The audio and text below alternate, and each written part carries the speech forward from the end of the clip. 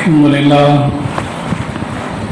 لله نحمده ونستعينه ونستغفره ونؤمن به ونتوكل عليه ونعوذ بالله من شرور أنفسنا ومن سيئات أعمالنا من يهده الله فلا مضل له ومن يضلل فلا هادي له ونشهد أن لا إله إلا الله وحده لا شريك له ونشهد أن سيدنا ونبينا ومولانا محمدا عبده ورسوله أرسله بالحق بشيرا ونذيرا وداعيا إلى الله بإذنه وسراجا منيرا وصلى الله تعالى وسلم تسليما كثيرا قال الله تبارك وتعالى في القرآن المجيد أعوذ بالله من الشيطان الرجيم بسم الله الرحمن الرحيم والسارق والسارقة فاقطعوا أيديهما جزاء بما كسبا نكالا من الله والله عزيز حكيم فمن تاب من بعد ظلمه وأصلح فإن الله يتوب عليه إن الله غفور رحيم صدق الله العلي العظيم وبلغنا رسوله النبي الكريم ونحن على ذلك لمن الشاهدين والشاكرين والحمد لله رب العالمين. محترم سامعین کرام اور بزرگان محترم، قرآن کریم کے چھٹے پارے کی سورہ مائدہ کی آیتیں تلاوت کی گئی ہیں. ان آیتوں کے اندر اللہ تبارک و تعالی ایک گناہ کبیرہ سے لوگوں کو روکنے کا حکم فرما رہے ہیں کہ وہ لوگ اس گناہ کے بارے میں جان جائیں کہ گناہ کتنا بڑا گناہ ہے اور اس گناہ کی سزا بھی کتنی بڑی ہوتی ہے.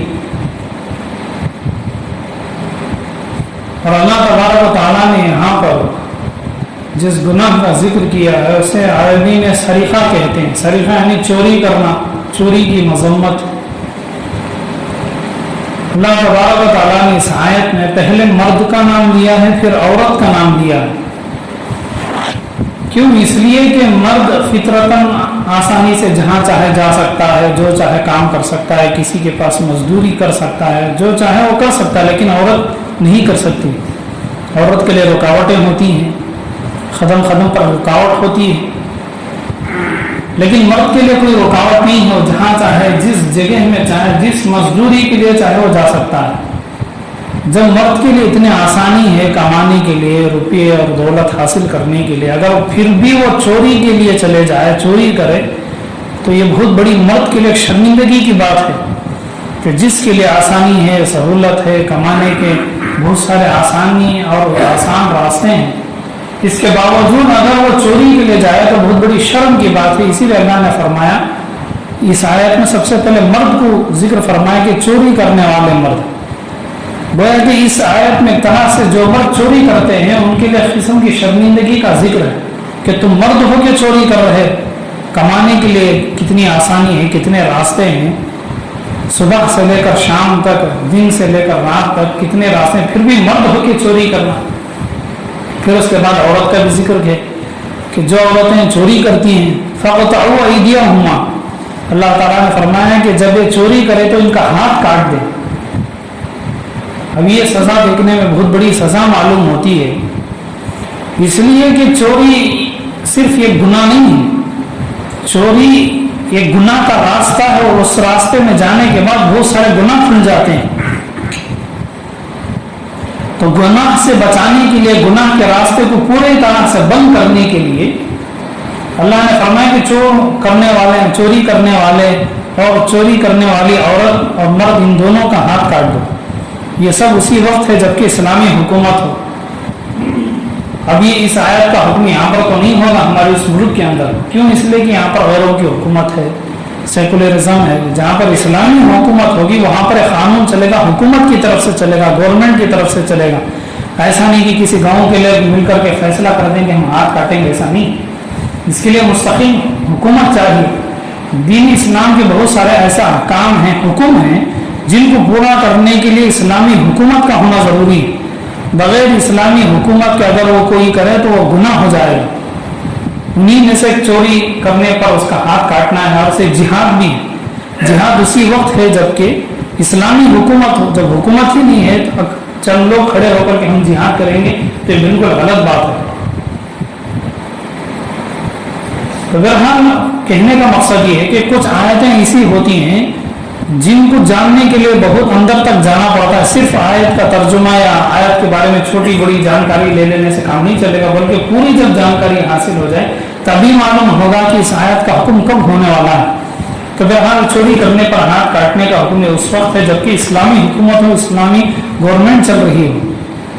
لیکن پھر بھی چونکہ دین اسلام کے اندر چوری کرنا کتنا بڑا گناہ کا کام ہے اس کے بارے میں آپ کو بتایا جائے گا. چاہے حکومت نہیں لیکن کم از کم اتنا تو معلوم ہو جائے کہ چوری کرنا کتنا بڑا گناہ ہے. آپ اندازہ لگائیں حدیث پاک میں اللہ کے نبی علیہ الصلوۃ والتسلیم نے ارشاد فرمایا کہ جو کوئی چوری کرتا ہے اور چوری کی وجہ سے اپنا ہاتھ گنوا دیتا ہے، اس کا ہاتھ کاٹ دیا جاتا ہے. کچھ لوگ انڈے کے لیے بھی چوری کر لیتے ہیں. انڈا ایک چھوٹی سی چیز ہے، بہت کم پیسوں کے اندر انڈا حاصل ہو سکتا ہے. اتنے سے چھوٹی چھوٹی چیزوں کے لیے بھی عورتیں اور مرد چوری کر لیتے ہیں. تو حدیث پاک میں موجود ہے اللہ تعالیٰ ایسوں پر رحم نہیں کریں گے. کیوں؟ اس لیے کہ انڈے کی قیمت کیا ہوگی؟ 2 4 5 6 روپے ہوگی. 5 6 روپے کی چیز بھی چرا لیں گے. صرف انڈا نہیں، مطلب انڈے کے برابر کی جو قیمت ہے 5 6 روپے، اتنی چھوٹی چیزیں، اتنے کم پیسوں کی چیزوں کو بھی لوگ گھروں سے چرا لیں گے. جیسے ہوتا ہے کبھی مرد بھی چرا لیتے ہیں اور کئی مرتبہ عورتیں بھی چرا لیتی ہیں. کسی گھر میں پروگرام ہے، کہیں شادی ہے، کہیں کوئی رسم و رواج ہے، وہاں پر عورتیں جمع ہوتی ہیں تو وہاں پر رکھی ہوئی چیزیں اٹھا لیتی ہیں، پرس میں ڈال لیتی ہیں اور پھر کسی کا زیور اٹھا لیتی ہیں، چرا لیتی ہیں. عورتوں کے اندر بھی چوری کی عادت ہوتی ہے. تو اللہ تعالیٰ نے اس حدیث پاک میں فرمایا کہ ایک انڈے کے برابر کی جو قیمت ہے ہمارے زمانے 5 6 روپے، اگر اتنے روپے کے برابر بھی کوئی مرد یا عورت چوری کر دیں تو اللہ تعالیٰ اس پر رحم نہیں کریں گے. پھر جب مصیبتیں آتی ہیں تو لوگ کہتے ہیں کہ اللہ تعالیٰ ہم پر رحم نہیں کرتے. کیوں کریں گے جب ہم نے ایسی حرکتیں کی ہیں، ایسے گناہ ہم کر رہے ہیں جن کی وجہ سے اللہ تعالیٰ ہم پر رحم نہیں کرتے. تو چوری بہت ساری قسم کی چوری ہوتی ہے. تو سب سے پہلی بات یہ ہے کہ مکہ مکرمہ میں قریش نے دویل نامی شخص کا سب سے پہلے انہوں نے ہاتھ کاٹا تھا. کیوں؟ اس لیے کہ اس نے کعبے کی چادر چرا لی تھی. آج بھی جو خانہ کعبہ ہے، کعبے کے اوپر کپڑا لٹکایا جاتا ہے، کالے رنگ کا کپڑا لٹکایا جاتا ہے، اس میں ریشم سے سونے سے اس میں لکھاوٹ ہوتی ہے قرآن کریم کی آیات کی. تو جو کپڑا آج قیمتی ہے اس زمانے میں معمولی سا کپڑا ہوتا تھا، لیکن اس کپڑے کی عزت، اہمیت، قدر و قیمت بہت زیادہ تھی. کیوں؟ اس لیے کہ کعبے کے کپڑے کو لوگ بہت ہی اہمیت دیتے، اسے بہت بڑی اچھی چیز سمجھتے. یہ جب اس آدمی نے کعبے کے کپڑے کی چوری کر لی، کعبے کے اوپر جو کپڑا پہنایا گیا تھا تو لوگوں نے اس کا ہاتھ کاٹ دیا. کیوں؟ اس لیے کہ کعبہ بہت بڑی اہم چیز ہے، ایک عبادت ہے، قبلہ ہے. اگر اس کا کپڑا چرا لے تو یہ کتنی بری بات ہے، کتنا بڑا گناہ ہو گیا ہے. تو لوگوں نے اس کا ہاتھ کاٹ دیا. یہ قریش نے کیا تھا. اب چوری کرنے پر ہاتھ کاٹنے کی کتنی مقدار ہے، اس کی کوئی حد ہوگی. اس کے لیے حدیث ہیں. امام مالک رحمۃ اللہ علیہ کے نزدیک اگر 3 درہم کی کوئی چیز ہے، اس کے برابر کی کوئی قیمت ہے تو لوگوں کا ہاتھ کاٹ دیا جائے گا. اس لیے کہ ان کی دلیل یہ ہے کہ شیخین کی روایت ہے. شیخین یعنی بخاری مسلم شریف کی روایت ہے. اللہ کے نبی علیہ الصلوۃ والتسلیم کے زمانے میں ایک آدمی نے ڈھال چوری کر لی. ڈھال کہتے ہیں جنگوں میں، پہلے زمانے میں جب جنگ ہوتی تو جنگ میں لڑنے کے لیے ایک تلوار ہوتی ہے اور دوسری چیز ڈھال ہوتی ہے. ڈال ایک بانڈی کی طرح ہوتی ہے، اس میں پکڑنے کے لیے ایک ہینڈل ہوتا ہے. جب سامنے والا آدمی تلوار یا تیر پھینکے تو اسے سامنے لا کر اپنے چہرے کو، اپنے سر کو بچا لیا جاتا. تو اسے ڈھال کہتے ہیں اردو میں، عربی میں. تو اس آدمی نے اسے چوری کر لیا. اللہ کے نبی علیہ السلام کے زمانے میں اس کا ہاتھ کاٹ دیا گیا اس ڈھال کو چوری کرنے پر. اس ڈھال کی قیمت تھی 3 درہم کے برابر. اور حضرت عثمان غنی رضی اللہ تعالیٰ عنہ نے ان کے زمانے میں ایک آدمی نے باغ سے پھل چرا لیے تھے. ترنت ایک پھل ہے, جیسے بہت سارے باغ ہوتے ہیں پھلوں کے باغ, ایسے ترنت ایک پھل ہے. اس آدمی نے ترنت کے پھل چوری کیے تھے, باغ میں جا کر بہت سارے پھل توڑ لائے تھے. حضرت عثمان غنی رضی اللہ تعالیٰ عنہ کو جب معلوم ہوا تو حضرت عثمان غنی رضی اللہ تعالیٰ عنہ نے ان پھلوں کو چرانے کی وجہ سے اس کا ہاتھ کاٹ دیا. آج لوگوں کا حال دیکھیں, جب کھیتوں کے پاس سے جائیں, کسی باغ کے پاس سے جائیں, وہاں کی چیزوں کو توڑ کر کے کھا جائیں گے. آم کے باغ سے جائیں گے تو وہاں کے آم توڑ لیں گے, انگور کے باغ کے پاس سے جائیں گے انگور چرا لیں گے, پھلیوں کے کھیت کے پاس سے جائیں گے, زمین سے پھلیاں کھود کر کے نکال کر کے چوری کر کے کھا جائیں گے, گھر لے کر آئیں گے, خوش ہو جائیں گے اور چوری کا مال دوسروں کو بھی بانٹیں گے. خود نے بھی گناہ کیا ہے اور دوسروں کو چوری کا مال دے کر کے اور بھی بہت بڑا لوگ گناہ اٹھاتے ہیں. جب کوئی کھیت ہے یا باغ ہے, اس کا جو مالک ہے, جب تک اس کی اجازت نہیں, وہ پھل وہ کھیت کی چیز ہمیں ہاتھ لگانے کی اجازت نہیں. کھیت ہے آپ کا, مثال کے طور پر ایک باغ آپ کا ہے, کھیت آپ کا ہے, اس کھیت اور باغ میں جو مزدوری کرنے والے ہیں وہ آپ کا دوست ہے, وہ کسی کا دوست ہے. اس نے اپنے دوست سے کہا کہ تم اس کھیت میں کی کچھ چیزیں اٹھا کر کے لے جاؤ, اس باغ میں کے پھل لے کر کے جاؤ. وہ مزدوری کرنے والا, وہ اس کا مال نہیں, وہ مزدوری کے لیے آپ کے باغ میں کام کر رہا ہے, آپ کی کھیت میں وہ کام کر رہا ہے, وہ اس کا مال کیسے ہو سکتا ہے؟ جب ہم کسی کھیت کے پاس سے جائیں, کسی باغ کے پاس سے جائیں, وہاں پر جو مزدوری کرنے والے ہوتے ہیں, کسی نے ٹماٹر دے دیا, کسی نے پھلیاں اٹھا کر کے دے دی, وہ سب مزدوری کرنے کے لیے وہاں پر ہوتے ہیں. ٹماٹر توڑنے کے لیے یا پھلیاں نکالنے کے لیے یا آم کے وقت میں آم توڑنے کے لیے مزدوروں نے اٹھا کر دے دیا, ہم خوش ہو کر کے لے کر آ گئے. بالکل حرام ہے. جب تک اس کھیت کا مالک, جب تک اس باغ اور کھیت کا اونر ہمیں نہ دے, ہم کو لینے کی اجازت نہیں, چاہے ہمارے جان پہچان کا کیوں نہ ہو, وہاں پر کام کرنے والا, مزدوری کرنے والا. یہ سب قوانین ہیں دین اسلام کے اندر, اسے جاننا ضروری. صرف جان پہچان کے پر جو دے دے اسے لینے کی اجازت نہیں. ایسے کئی مرتبہ ٹرک میں جو گاڑیوں میں لوڈ جاتا ہے, ٹرک کے اندر لوڈ جاتا ہے, کئی مرتبہ اس میں جو کام والے ہوتے ہیں, ڈرائیور ہوتا ہے یا کوئی اور کوئی ہوتے ہیں, وہ پھل دے دیتے ہیں. جب تک وہ مال تو اونر کا ہے, ڈرائیور نے دے دی, ہم خوش ہو کر کے لے لی, تو یہ سب چوری کے حساب میں آ جائے گا. اس لیے جب ہم کسی جگہ سے کوئی چیز لیں تو پہلے جان لیں. تو بہرحال حضرت عثمان غنی رضی اللہ تعالیٰ عنہ کے زمانے میں ایک آدمی نے باغ سے پھل چرا لیے, ترنت کے پھل چرا لیے. حضرت عثمان غنی رضی اللہ تعالیٰ عنہ نے اس کا ہاتھ کاٹ دیا. کیوں؟ اس لیے کہ چوری بہت بڑا گناہ ہے. صرف گناہ نہیں, یہ گناہ کا بہت بڑا راستہ ہے چوری. دیکھنے میں ایسا معلوم ہوتا ہے کہ چوری ایک ہی گناہ, ایک گناہ نہیں, اس گناہ کے اندر بھی بہت سارے گناہ ہیں. وہ چوری کرے گا, پھر دوسروں کو بھی اپنے ساتھ لے کر کے جائے گا, پھر وہ چوری کا مال خود بھی کھائے گا, دوسروں کو بھی حرام کھلائے گا. سب کے سب گنہگار ہوں گے اور کسی کی نماز قبول نہیں ہوگی. اسی لیے دین اسلام میں چوری کرنے والے کا ہاتھ کاٹنے کا حکم. تو امام مالک رحمۃ اللہ علیہ کے پاس 3 درہم کے برابر کوئی چیز چرائی جائے تو اس کا ہاتھ کاٹ دیا جائے گا.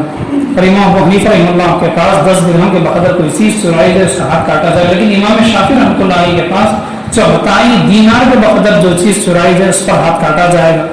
ان کی دلیل بھی ایک حدیث ہے جو شیخین کی روایت ہے.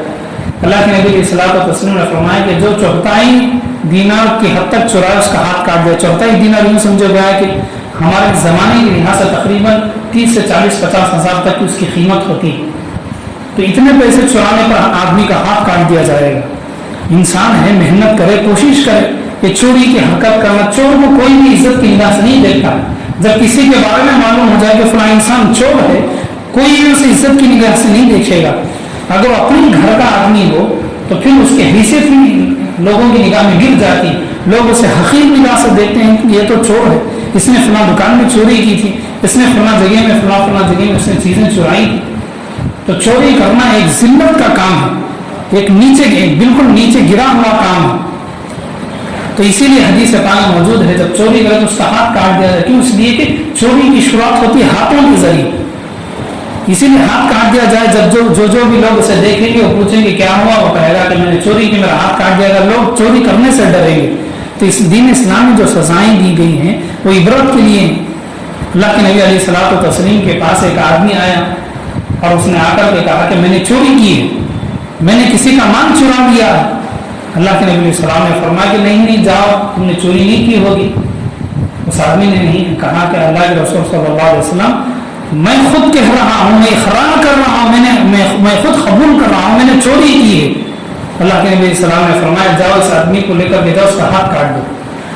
پھر اس کے بعد ان کا ہاتھ کاٹ دیا گیا۔ پھر وہ اللہ کے نبی صلی اللہ علیہ وسلم کے پاس آئے، انہوں نے اللہ کے نبی صلی اللہ علیہ وسلم سے پوچھا کیا میری توبہ قبول ہے، میں اللہ سے معافی مانگوں؟ تو اللہ کے نبی صلی اللہ علیہ وسلم نے فرمایا کہ جو تم نے گناہ کیا تھا، چوری تم نے کی تھی، چوری کے بدلے میں تمہارا ہاتھ کاٹ دیا گیا، تم اللہ سے معافی مانگو تو تمہارے گناہ معاف ہو گئے، ایسے ہو جیسے کہ تم آج پیدا ہوئے۔ یعنی کہنے کا مقصد یہ ہے کہ انسان سے جب گناہ ہو جائے تو اس گناہ کی معافی وہ کرا لے اللہ سے۔ اب چونکہ اسلامی حکومت ہے تو ہاتھ کو کاٹنے کی اجازت نہیں، یہ سب اسی وقت ہے جبکہ اسلامی گورنمنٹ ہو۔ یہاں پر تو یہ سب نہیں ہوگا، یہ سب سیکولرزم ہے، یہاں پر سیکولر حکومت چلتی ہے، گورنمنٹ چلتی ہے، یہاں پر قانون نہیں۔ صرف اتنا بتانا مقصود ہے آج کے اس جمعے میں کہ چوری کے بارے میں اللہ نے قرآن میں کیا حکم نازل فرمایا ہے، چوری کتنا ہی ذلت کا کام ہے۔ چوری اور چوری کرنے والے مرد اور عورتوں کو لوگ کس طرح سے دیکھتے ہیں، دین اسلام میں کیا اس گناہ کا مقام ہے، کتنی اس کی برائی اور اس کی مذمت کی گئی ہے۔ ایک دوسرے ایک مسلمان اللہ کے نبی اسلام کے پاس آ گئے، عمر بن سمرہ، وہ بھی صحابی تھے۔ وہ اللہ کے نبی السلام کے پاس آ کر کے کہنے لگے اللہ کے رسول صلی اللہ علیہ وسلم، میں نے اپنا خاندان کا ایک اونٹ چرا لیا ہے، میں نے اونٹ چوری کر لی۔ اللہ کے نبی السلام، ہمارے زمانے کا کوئی آدمی ہوتا تو فوراً کہہ دیتا کہ اس کا ہاتھ کاٹ دو۔ اللہ کے نبی السلام نے کہا، دوسرے آدمی کو بلا کر کے پوچھا جاؤ اس خاندان کے لوگوں سے معلوم کر کے آؤ کہ کیا ان کے خاندان میں کوئی اونٹ چوری ہو گیا ہے یا لاپتہ ہے۔ وہ آدمی گیا اور جا کر سب کچھ دریافت کرنے کے بعد واپس آ کر اس نے اللہ کے نبی السلام سے بتلایا کہ ہم فلاں خاندان کے اندر ایک اونٹ لاپتہ ہے، ایک اونٹ جو جانور ہے وہ گم ہو چکا ہے۔ اللہ کے نبی السلام نے فرمایا اس آدمی نے اقرار کیا، قبول کیا ہے اپنے گناہ کو، اپنی چوری کو، اس کو لے جاؤ، اس کا ہاتھ کاٹ کر کے آؤ۔ پھر اس کا ہاتھ کاٹ دیا گیا۔ یعنی ان روایتوں کا مقصود یہ ہے کہ اللہ کے نبی علیہ السلام کے جو مسلمان تھے، یعنی کہ جو صحابہ تھے، اگر ان سے غلطی ہو جاتی تو وہ اپنے آپ سے اللہ کے نبی علیہ السلام کے پاس پیش کرتے اور اپنے گناہ کی سزا لے کر اپنے آپ کو معاف کرا لیتے۔ جب ان کا ہاتھ کاٹ دیا گیا، ان کو واپس اللہ کے نبی علیہ السلام کے پاس لے کر آیا تو اللہ کے نبی علیہ الصلوۃ والتسلیم کے سامنے کھڑے ہو کر انہوں نے اپنے ہاتھ کو دیکھا۔ اب تو ہاتھ تو کاٹ دیا گیا، پہلے زمانے میں جب ہاتھ کاٹ دیا جاتا، ہاتھ کاٹنے کے بعد اب چونکہ رگوں سے خون زیادہ نکل کر انسان کی موت ہو جائے گی، اس لیے اس کی جان بچانے کے لیے ہاتھ یا پاؤں جو جتنا بڑا ڈاکو ہے اس کا پاؤں کاٹ دیا جاتا، ہاتھ کاٹ دیا جاتا۔ کاٹنے کے بعد اب چونکہ پورا خون نہ نکلے، خون زیادہ نکلے گا تو انسان کی موت ہو جائے گی، اس لیے اس کی جان بچانے کے لیے اس کے کٹے ہوئے ہاتھ کو آگ کے اندر ڈال دیا جاتا، آگ پہلے جلائی جاتی، اس میں لگا دیا جاتا تو آگ کی وجہ سے جو رگیں کھلی ہیں وہ دب کے بند ہو جاتی اور خون بہنا رک جاتا اور اس کی جان بھی بچ جاتی۔ تو اللہ کے نبی علیہ السلام کے پاس عمر بن سمرہ آئے، اب ان کے چرانے کی وجہ سے ان کا ہاتھ کاٹ دیا گیا۔ انہوں نے اللہ کے نبی علیہ السلام کے سامنے اپنے ہاتھ کو دیکھ کر کے فرمایا اللہ کے رسول، میں نے چوری کی تھی، اس ہاتھ کی وجہ سے میں نے چوری کی تھی، اللہ کا شکر ہے کہ دنیا میں میرا ہاتھ کاٹ دیا گیا، اگر یہ ہاتھ نہیں کاٹا جاتا تو اس ہاتھ کی وجہ سے میں جہنم میں چلا جاتا، اچھا ہوا کہ دنیا ہی میں میرا ہاتھ کٹ گیا، میں آخرت کے عذاب سے بچ گیا۔ یہ اسی وقت ہو سکتا ہے جب دل میں اللہ کا ڈر ہو، آخرت کا خوف ہو، جہنم کا خوف ہو، دوزخ کا خوف ہو۔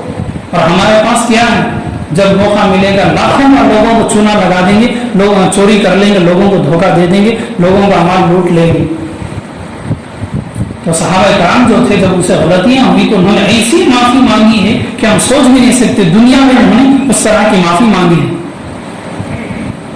ایسی اللہ کے نبی علیہ الصلوۃ والتسلیم کے عہد مبارک میں ایک عورت تھی، اس عورت نے لوگوں کے گھروں میں سے زیورات چوری کر لے، بڑے خاندان کی عورت تھی، بڑے گھرانے کی عورت تھی۔ کئی مرتبہ ہوتا ہے ایک تو چھوٹے قسم کے لوگ ہوتے ہیں، معمولی قسم کے، غریب قسم کے یا معمولی درجے کے لوگ ہوتے ہیں، اور دوسرے وہ اچھے خاندان کے ہوتے ہیں، کھاتے پیتے لوگ ہوتے ہیں، بہت ساری دولت ہوتی، کوئی کمی نہیں، اچھے بڑے گھرانے کی عورت تھی، اس نے کسی کا زیور چرا لیا، سونا چرا لیا، اور وہ عورت پکڑی گئی، اللہ کے نبی علیہ السلام کے پاس اس عورت کو لایا گیا۔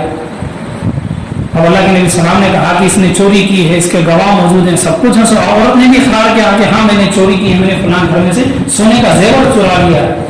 اسی لیے اللہ کے نبی علیہ الصلوۃ والتسلیم جب لوگ عورتوں سے بیعت لیتے، قرآن کریم کے 28ویں پارے میں اللہ نے فرمایا اے نبی آپ عورتوں سے جب بیعت لیں تو عورتوں سے یہ وعدہ کریں، عورتوں سے عہد لیں، عورتوں سے وعدہ لیں، ولا یسرقن، عورتیں چوری نہیں کریں گی، ولا یزنینا، اور وہ زنا اور حرام کاری نہیں کریں گے، ولا یقتلن اولادہن، اور وہ اپنے بچوں کو جان سے نہیں ماریں گے۔ وہاں پر عورتوں کے لیے بیعت کرتے بہت سارے تاکیدات ہیں، ان میں سے ایک ہے کہ وہ چوری نہیں کریں گے۔ کیوں؟ اس لیے کہ چرانے کی عادت عورتوں کے اندر بھی ہوتی ہے، گھروں میں زیور چرا لیں گے، پیسے چرا لیں گے۔ کچھ عورتیں ایسی ہوتی ہیں جو دوسروں کا بچہ چرا لیتی ہیں، اسپتالوں میں آج بھی ہوتا ہے، بہت ساری جگہوں میں ہوتا ہے کہ کسی عورت نے کسی کے بچے کو چرا لیا۔ تو پھر اللہ کے نبی صلاۃ و تسلیم کے سامنے اس عورت کو پکڑ کر لایا گیا، اس عورت نے کہا کہ ہاں میں نے چرایا ہے، چوری کی۔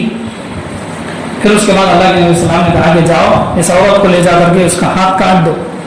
اس عورت کا ہاتھ کاٹنے کے بعد وہ عورت پھر اللہ کے نبی صلی اللہ علیہ وسلم کے پاس آئی، اس نے آ کر اللہ کے نبی صلی اللہ علیہ وسلم سے کہا اللہ کے رسول میں نے گناہ کیا تھا، میں نے چوری کی، اچھے خاندان کی تھی، بڑے گھرانے کی تھی، دولت سب کچھ تھی، لیکن پھر بھی کچھ عورتوں کو مردوں کو ہرس ہوتی ہے جہاں موقع ملے کسی کے مال کو قبضہ کر لینا، چرا لینا۔ میں نے چوری کی، بدلے میں میرا ہاتھ کاٹ دیا گیا، میں اللہ سے معافی مانگنی چاہتی ہوں، میں اللہ سے اپنی بخشش چاہتی ہوں، اللہ سے میں اپنی تلافی چاہتی ہوں، معافی چاہتی ہوں کہ مجھے اللہ سے معافی مل جائے گی۔ اللہ کے نبی صلی اللہ علیہ وسلم نے کہا کہ آپ اللہ سے معافی مانگ لیں، جو چوری کی اس کی سزا تو مل گئی، لیکن اگر تم اور بھی معافی مانگو گے تو اللہ تعالیٰ تمہیں معاف فرما دیں گے۔ اس وقت قرآن کریم کی یہ آیت نازل ہوئی جو آج جمعے میں آپ کے سامنے پڑھی گئی، والسارق والسارقة فاقطعوا السارق والسارقة فاقطعوا أيديهما جزاء بما كسبا نكالا من الله والله عزيز حكيم فمن تاب من بعد ظلمه، چوری کرنے کے بعد جس کا ہاتھ کاٹ دیا گیا، فمن تاب من بعد ظلمه، چوری کرنا ایک ظلم ہے، من بعد ظلمه، اس نے ظلم کیا ہے چوری کرنے والے نے، اس نے ظلم کرنے کے بعد، چوری کرنے کے بعد تابا، اللہ سے وہ معافی مانگے، واصلح، اور اس کے بعد وہ سیدھے راستے میں آ جائے۔ یہ ہے کہ آدمی اللہ سے معافی مانگ لے کہ میں گناہ نہیں کروں گا، پھر وہی آدمی گناہ کرتا پھرتا ہے۔